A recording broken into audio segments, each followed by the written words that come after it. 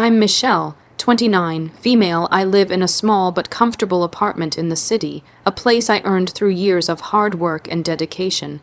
As a financial advisor at a prestigious firm, my life revolved around numbers, market trends, and securing the financial futures of my clients.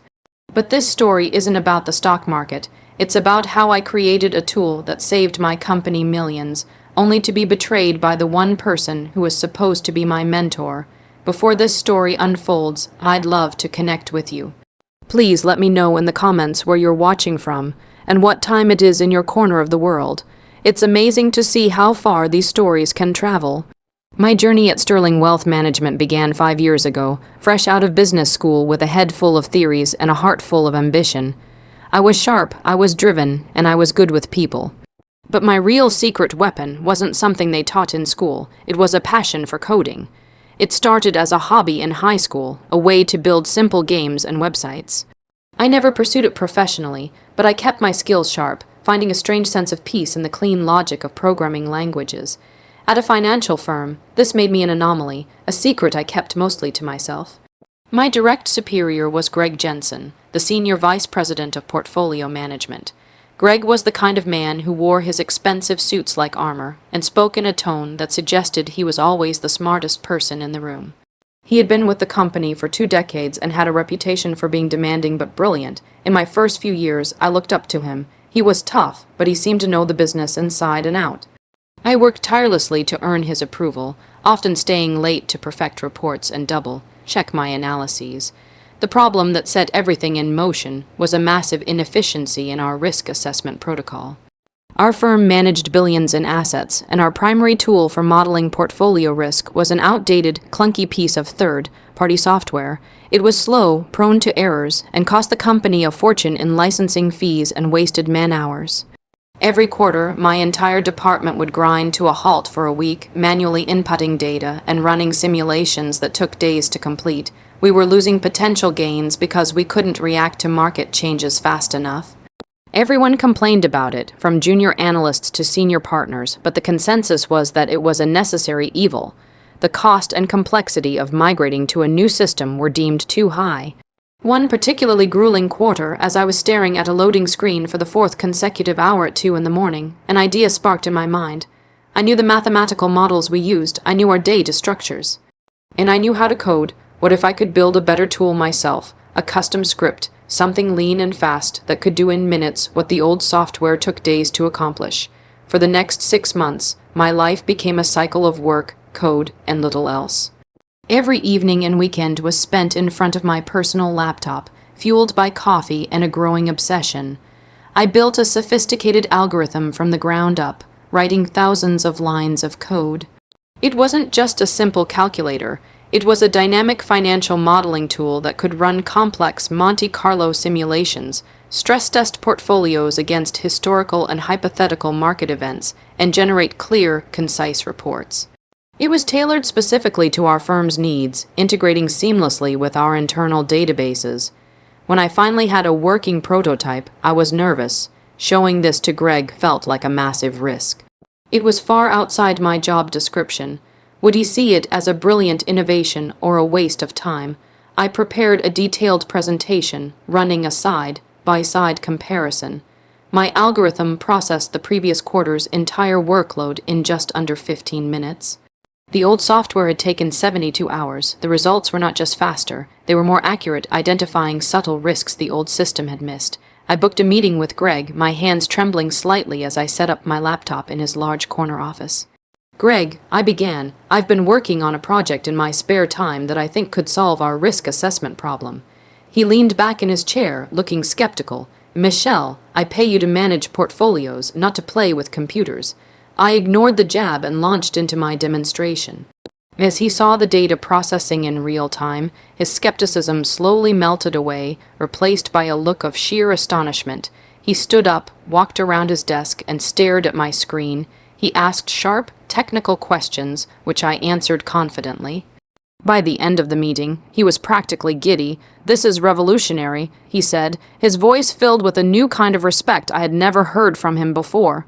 "This could change everything. It'll make the whole department more efficient. We can cut the licensing fees for the old software." This will save the company millions. My heart swelled with pride. I'm glad you think so, I said. He looked me straight in the eye, a wide, convincing smile on his face.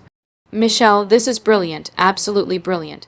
You get this thing fully polished and ready for deployment, and I will personally see to it that you receive a bonus that reflects the value you've brought to this firm.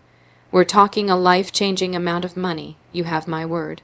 The promise hung in the air, glittering and beautiful, a life-changing bonus. It was everything I had been working for. I could finally pay off my student loans, put a down payment on a house, maybe even take a real vacation for the first time in my life. Trusting him, feeling like I was finally on the verge of a major breakthrough in my career. I transferred all the source code to the company server and spent the next month working with the IT department to integrate it into our system. I trained my colleagues, ironed out the last few bugs, and prepared for the official company-wide launch. I felt like I was on top of the world. The launch of the new tool, which I had internally named the Phoenix Project, was scheduled to be announced at the annual stakeholders meeting. It was a huge event, held in a grand ballroom downtown, attended by the company's board of directors, major investors, and all senior management. Mr. Harrison, the firm's managing director, would be giving the keynote address. Greg told me that he would be presenting the project to the board and that he wanted me there to provide technical support if needed. I was thrilled. This was my chance to be recognized. I bought a new suit, practiced answering potential questions, and arrived at the event buzzing with nervous energy. I found my seat at a table near the back with some other mid-level managers. Jessica Miller, a sharp and friendly compliance officer I'd worked with on a few projects, was at my table. Heard you're the brains behind the new risk tool. She whispered to me with a smile, "Big stuff, Michelle. Congratulations. Thanks, Jess." I beamed. I'm just excited to see it finally go live. The presentation began. Mr. Harrison spoke about the company's strong performance, and then he turned the stage over to Greg to discuss departmental innovations. This was it. Greg walked to the podium with the easy confidence of a man who owned the room. A slide appeared on the giant screens behind him. Project Oracle, a new era in risk management. My heart skipped a beat. Project Oracle. He hadn't mentioned a name change. A small, uneasy feeling began to creep in. For the past year. Greg began, his voice booming through the ballroom. My team and I have been engaged in a top, secret internal development project to revolutionize our analytical capabilities. I personally spearheaded an initiative to build a proprietary software solution that would render our old systems obsolete. I stared, my smile frozen on my face. His team, he spearheaded it. I felt a cold knot forming in my stomach. He continued for 20 minutes, presenting my data, my slides, my comparisons. He spoke about the sleepless nights, the challenges, the breakthroughs. He spoke of them as if they were his own. He explained the code's logic with a shallow, superficial understanding, but with enough confidence to sell it to a non-technical audience. He never once mentioned my name. Not as a team member, not as a contributor, not even in passing. I was completely erased from my own creation. The room erupted in applause. Mr. Harrison stood up and shook Greg's hand vigorously, patting him on the back. People from other tables were looking at Greg with awe. He was the hero of the hour, the visionary who had single-handedly saved the company millions. I felt numb. It was as if I was watching a movie of someone else's life. Jessica leaned over, her expression a mixture of confusion and pity. "Wait, I thought you built that." I couldn't even form words. I just nodded, my eyes fixed on Greg as he soaked in the adoration. After the presentation, a crowd formed around him, congratulating him. I saw him laughing, accepting praise for my work. I felt a surge of anger and humiliation, so intense it made me dizzy. I stood up and walked out of the ballroom, needing air. I stood on a deserted balcony overlooking the city lights, my mind reeling. He had stolen it, all of it. The 6 months of sleepless nights, the thousands of lines of code, the innovation. He had packaged it all up and put his own name on it. I replayed his words in my head. "I will personally see to it that you receive a bonus." Surely, he couldn't take the credit and deny me the compensation, right? That would be too cruel. Later that evening, he found me back at the table. He had the gall to walk over with a triumphant grin. "We did it, Michelle," he said, placing a heavy hand on my shoulder. I asked, my voice barely a whisper. It was a team effort, he said quickly, his eyes darting around. But you know how these things are. The presentation needs a single, strong voice, a leader, don't worry," he added, leaning in conspiratorially. "I haven't forgotten about you. We'll talk about your bonus next week. You'll be well taken care of, trust me." His reassurance felt hollow, a flimsy patch on a gaping wound, but a part of me, the naive, hopeful part, clung to that promise. He stole the credit, yes, but he wouldn't steal the money. He couldn't. The bonus was the only thing left, so I held my tongue, swallowed my pride, and decided to wait. The week following the stakeholders' meeting was one of the longest of my life. Greg was the office celebrity. People stopped by his office constantly to congratulate him. Memos were sent out from the executive board praising his vision and leadership. At team meetings, he would talk about Project Oracle and the next phases of development, as if he had a roadmap planned out. I sat in those meetings, silent, my stomach churning with a toxic cocktail of anger and anxiety. I did my work, kept my head down, and counted the days until my scheduled compensation review with him. The day finally arrived. I walked into his office, the same room where he had promised me a life-changing bonus just a few months ago. I tried to project confidence, but my heart was pounding. I sat down opposite him, and he immediately launched into a generic performance review. "Michelle, you've had a solid year," he said, looking at a form on his computer screen. "You're a dependable member of the team. You meet your targets, so the board has approved a standard cost of living raise of 3% for you and a performance bonus of $5,000. I stared at him, stunned into silence. $5,000, that was the standard, unremarkable bonus given to every average performer in the department. It was an insult. 5,000, I finally managed to say. "Greg, you said it would be a life-changing amount. You said I would be compensated for the value the algorithm brought to the firm. The company is saving over $2 million a year because of my work." Greg leaned back, steepling his fingers. He adopted a look of paternalistic disappointment, as if I were a child throwing a tantrum. "Michelle, you need to understand the bigger picture," he said calmly. "Your work on the script was certainly helpful. It was a good starting point, but it was my leadership and vision that turned it into a viable corporate asset. I'm the one who took the risk, who presented it to the board. That's where the real value is created." The condescension in his voice was like gasoline on a fire, a starting point. I retorted, my voice rising despite my best efforts to control it. "I built the entire thing from scratch on my own time. You didn't even know it existed until I showed you a finished product." His friendly mask dropped, replaced by a cold, hard stare. "You were doing your job. Your salary covers your job. Any work you do, any ideas you have while you're an employee of this company are the intellectual property of the company. That $5,000 bonus is a generous acknowledgement of your extra effort. I would advise you to accept it graciously." The threat was clear. "Take the crumbs I'm offering you and be quiet, or you'll regret it." I felt a profound sense of betrayal, deeper and more painful than the public humiliation of the stolen credit. He hadn't just taken my work, he was now gaslighting me, rewriting history to paint me as a mere subordinate who did a little extra credit project. He had looked me in the eye and lied. "This is not what we agreed upon," I said, my voice shaking with rage. "You gave me your word. I think you misunderstood our conversation," he said icily, "and frankly, I'm disappointed in your attitude. You're showing a real lack of team spirit. I suggest you reconsider your position before this conversation goes any further." I stood up, my chair scraping against the floor. I looked at his smug, dismissive face and realized the truth. He never had any intention of rewarding me. He had used me from the moment he saw what I had created. I was just a stepping stone for his own ambition. "There's nothing to reconsider," I said, my voice now steady and cold. "Thank you for clarifying things." I turned and walked out of his office, closing the door quietly behind me. I went back to my desk, my mind a storm of fury and disbelief. The pride I'd felt in my creation had curdled into a bitter poison. He thought he had won. He thought I would just roll over and accept it. He thought he was untouchable, but as I sat there, staring at my monitor, a new thought began to form, pushing through the anger. He had presented my work as his own. He claimed to be the visionary behind it. But he didn't understand it, not really, and in his ignorance lay his vulnerability. He had no idea what was ticking under the hood. The rage I felt after leaving Greg's office was all-consuming. For a full day, I could barely function. I went through the motions of my job, but my mind was elsewhere, replaying his condescending words, his smug face. The injustice was so blatant, so absolute, that it felt like a physical weight.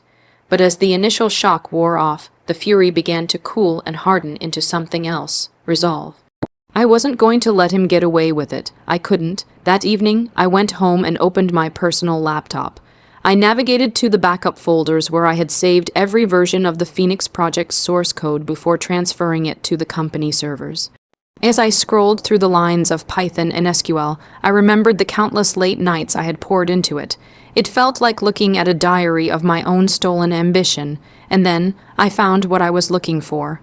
Deep within the core script, in a section that handled data validation and licensing authentication, was a small, elegant piece of code I had written during the early stages of development. When I was building the prototype, I was paranoid about someone stealing the code before I could present it. As a safeguard, I had embedded a time-based deactivation clause.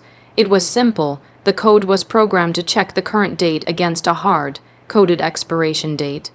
If the current date exceeded the expiration date, a critical function for processing real-time market data would cease to work, rendering the entire system useless until it was manually reset with a specific key.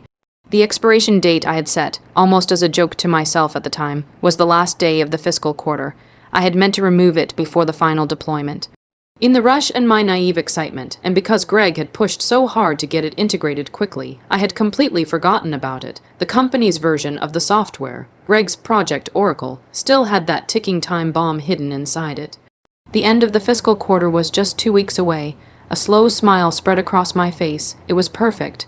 Greg had paraded himself as the genius creator of the software. He had taken all the credit. It was only fitting that he should also take all the responsibility when it inevitably crashed and burned. He didn't have the source code backups, he didn't know the failsafe existed, and he certainly didn't have the technical skills to diagnose, let alone fix, such a specific, intentional flaw. He would be exposed as a fraud in the most spectacular way possible. The next day at work, I felt a new sense of purpose. I needed to confirm my next steps and cover my tracks. I went to see Jessica in the compliance department, under the guise of asking about corporate IP policies. Jessica was smart, discreet, and had a strong moral compass. I trusted her. I closed the door to her office. "Jess, I have a hypothetical question for you," I began. "Let's say an employee develops a valuable tool in their own time, using their own equipment. Then their boss promises them a significant bonus for it, takes the tool, rebrands it as their own, presents it to the board, and then denies the employee the promised compensation. What would be the company's position on that?" Jessica leaned forward, her expression serious. "That's not a hypothetical, is it? This is about Greg and the risk tool."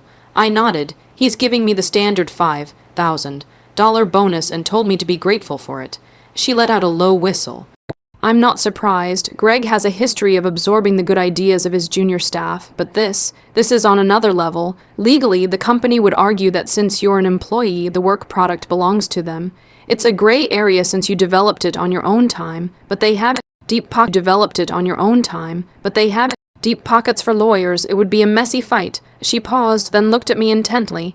"But from a compliance and ethics standpoint, what he did is completely out of line, especially making a verbal promise about a bonus of that magnitude and then reneging on it. That's a huge breach of trust." I told her about the time bomb. I didn't frame it as revenge, but as a forgotten development feature that was about to cause a major problem. Her eyes widened. "So when the quarter ends, the whole system will just stop?" she asked. "It will stop processing new data correctly. The old reports will be there, but any new analysis will be gibberish. It will cause chaos, especially during the end of quarter reporting rush," I explained. "And Greg has no idea whatsoever." Jessica was silent for a moment, a thoughtful look on her face.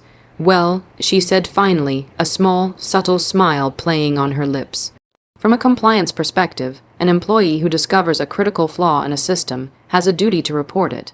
But you did report the system's value to your manager, and he chose to handle it his way. If he is the creator of the software, then he is also responsible for its maintenance and any unforeseen bugs. You've done your part."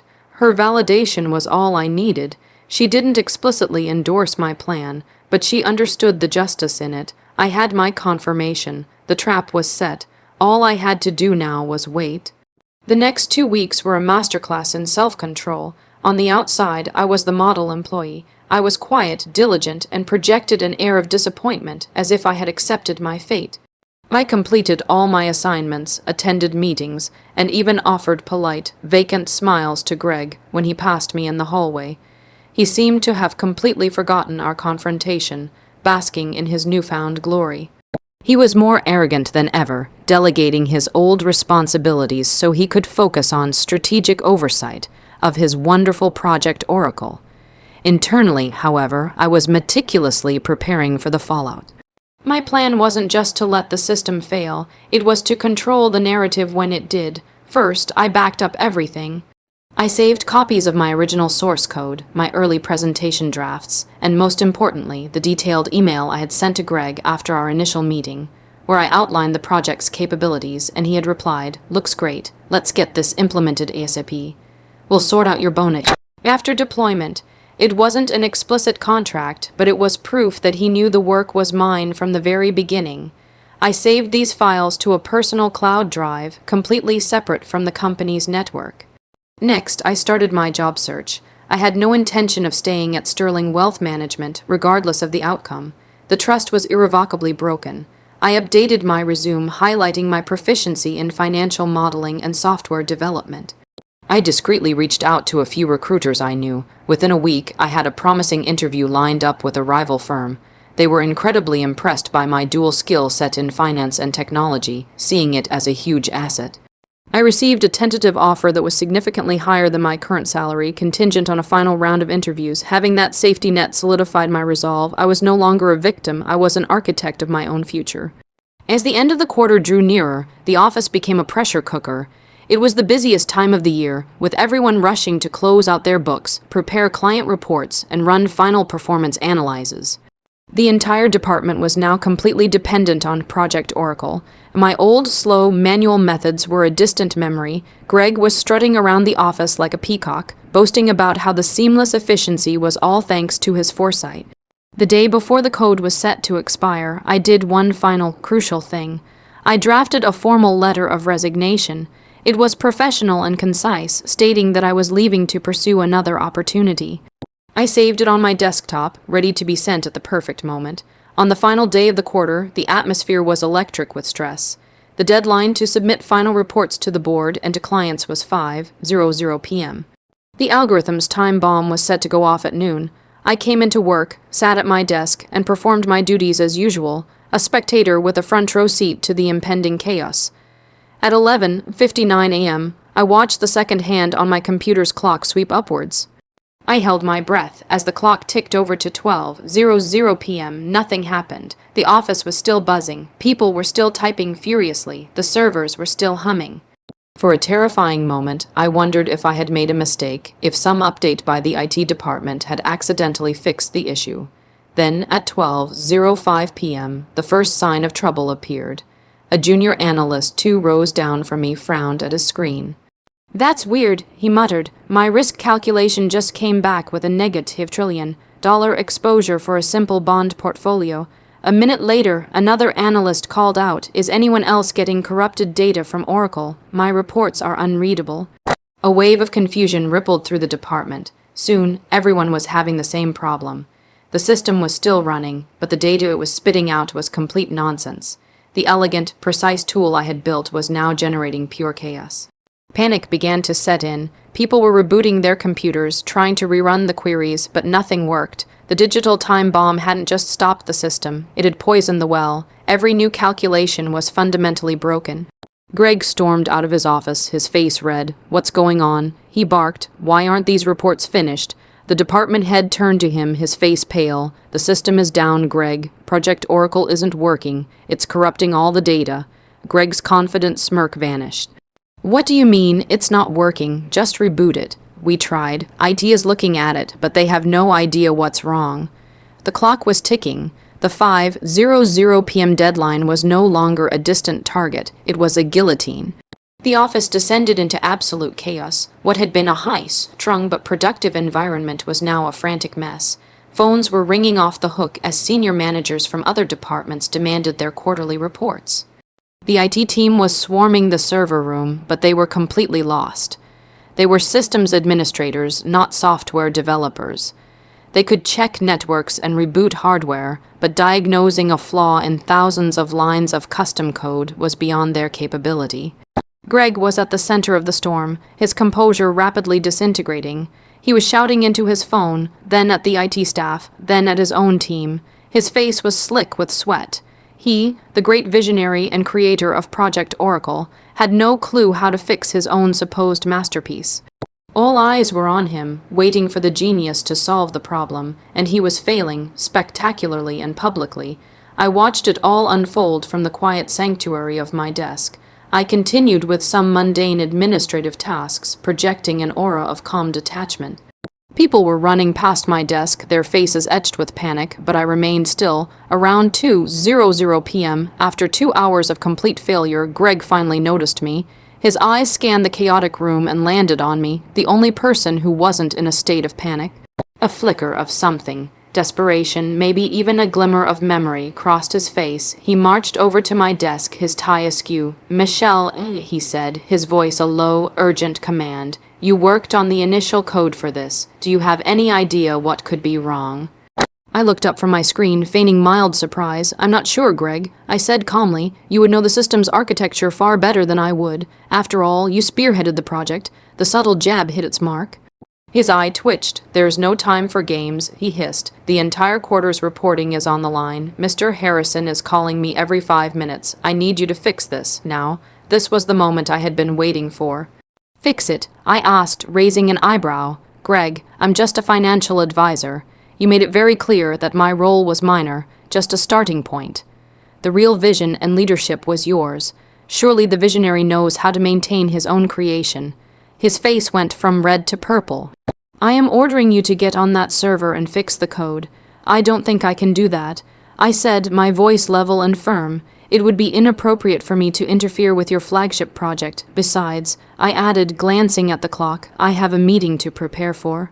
Before he could explode, a new voice cut through the tension. "What is going on here?" It was Mr. Harrison. He was standing at the entrance to the department, his face like a thundercloud. The entire room fell silent.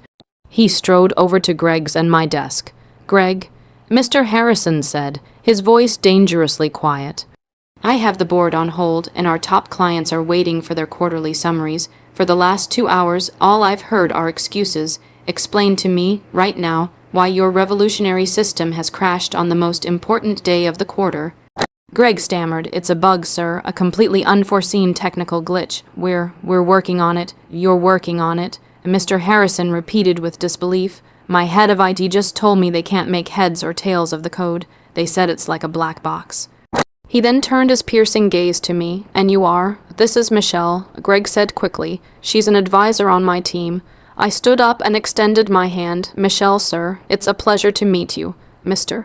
Harrison ignored my hand. "My IT director also mentioned that your name was all over the initial documentation for this program. He said it looked like you were the primary developer. Is that true?" The air crackled with tension. All of Greg's blustering and shouting stopped. He stared at me, his eyes pleading, warning me to stay silent. I looked from Greg's pathetic, desperate face to Mr. Harrison's stern, expectant one. I took a slow breath. "Yes, sir, that's true," I said, my voice clear and strong, carrying across the silent room. "I designed and built the algorithm from the ground up on my own time. I called it the Phoenix Project, Mr. Harrison's eyes narrowed on Greg. "Phoenix, Greg, you told the board it was Project Oracle and that you personally led the development. She's exaggerating her role," Greg blurted out, his voice cracking. "She helped, but it was my project. Is that so?" I said sweetly. I reached into my desk drawer and pulled out a folder. I handed it to Mr. Harrison. "Here is my original project proposal, the full source code with my developer notes, and my email correspondence with Greg, where he acknowledged my sole authorship and promised me a life-changing bonus for my work, a promise he later denied. Mr. Harrison took the folder and began to read. The silence in the room was absolute. You could have heard a pin drop. As he flipped through the pages, his expression grew darker and darker. He looked at the emails, then at Greg, then back at the emails. "Greg," he said finally, his voice colder than ice, "come with me to my office now." He then turned to me. "Young lady, you will come with us." Greg looked like he was about to faint as he was escorted away by Mr. Harrison, a broken man, I calmly returned to my desk, hit send on my pre-written resignation email, and then followed them to the top floor. The walk to Mr. Harrison's office was the longest, quietest walk of my life. Greg shuffled along like a man on his way to the gallows. I walked with my head held high. We entered the vast, opulent office, and Mr. Harrison closed the door behind us, shutting out the rest of the world. He sat behind his massive mahogany desk and gestured for us to sit. He spent a few more moments looking through the documents I had given him, his jaw tight. Finally, he looked up, his gaze fixed on Greg. "For 20 years, you've worked at this firm, Greg," he began, his voice low and menacing. "And in one afternoon, you have managed to jeopardize our client relationships, compromise our quarterly earnings report, and commit an act of fraud so blatant it's almost impressive. You stole the work of a junior employee, presented it as your own to the board, and then tried to bully her in." "Silence! Do you have anything at all to say for yourself?" Greg opened his mouth, but no words came out. He just shook his head, looking utterly defeated. "I didn't think so," Mr. Harrison said. "You're fired. Your security access has already been revoked. Someone from HR will escort you out of the building. Your things will be mailed to you." It was swift, brutal, and decisive. Greg didn't even protest. He just slumped in his chair, a hollow, doubt version of the arrogant man he had been just hours before. After an HR representative came and quietly led Greg away, Mr. Harrison turned his full attention to me. His expression softened slightly. "Michelle," he said, "first, on behalf of the firm, I want to apologize. What Greg did was inexcusable and is not a reflection of our company's values. You are clearly a brilliant and resourceful young woman." He paused. "The system is still down. The 5:00 p.m. deadline is in less than an hour. Can you fix it?" I met his gaze directly. "Yes, I can. What would it take?" he asked first. I said the $2 million operational savings from the first year of the algorithm's use. I'd like 10% of that as the bonus I was promised, $200,000. Mr. Harrison didn't even blink. "Done." Second, I continued, "I want a new position created for me, Director of Financial Technology. I will report directly to you, and my primary role will be to develop in-house tech solutions to improve our firm's efficiency. I will need to build my own team." He raised an eyebrow, a flicker of a smile on his lips. "Ambitious. I like it. Done. Is there anything else?" This was the moment of truth. I had two paths in front of me. One was a future at this company, with a powerful new role, a massive bonus, and the respect I had earned. The other was the unknown. "Yes, there is one more thing," I said. I pushed my letter of resignation, which I had printed out, across his desk. "I'm afraid I must respectfully decline your very generous offer. I sent my official resignation to HR about 30 minutes ago. My last day is in 2 weeks. Mr. Harrison looked genuinely shocked, but why? I've given you everything you've asked for. You have. I agreed. And I am grateful, but this experience has taught me a valuable lesson. The culture that allowed a man like Greg to thrive here for 20 years, a culture where I had to crash the entire company's system just to be heard, isn't the right place for me. I need a fresh start." I stood up. "However, I am a professional. I will fix the system and ensure a smooth transition over the next 2 weeks. You will get your bonus check ready for me, and I will hand over all the documentation and source code, including the fix for today's bug. After that, my time here is done." For the first time, Mr. Harrison looked truly impressed. He stood up and extended his hand, and this time I shook it. "I am sorry to lose you, Michelle," he said with genuine regret, "but I understand. The firm's loss will be someone else's gain." I went back downstairs, and in less than 5 minutes I had implemented the fix. The system hummed back to life. A cheer went up in the department. I quietly went back to my desk, ignoring the stunned and curious looks from my colleagues, and began documenting the code for the handover. 2 weeks later, I walked out of Sterling Wealth Management for the last time with a check for $200,000 in my pocket and a fantastic job offer from their biggest competitor. I had not only survived, but I had triumphed. I didn't just get my revenge on Greg. I took control of my own destiny on my own terms.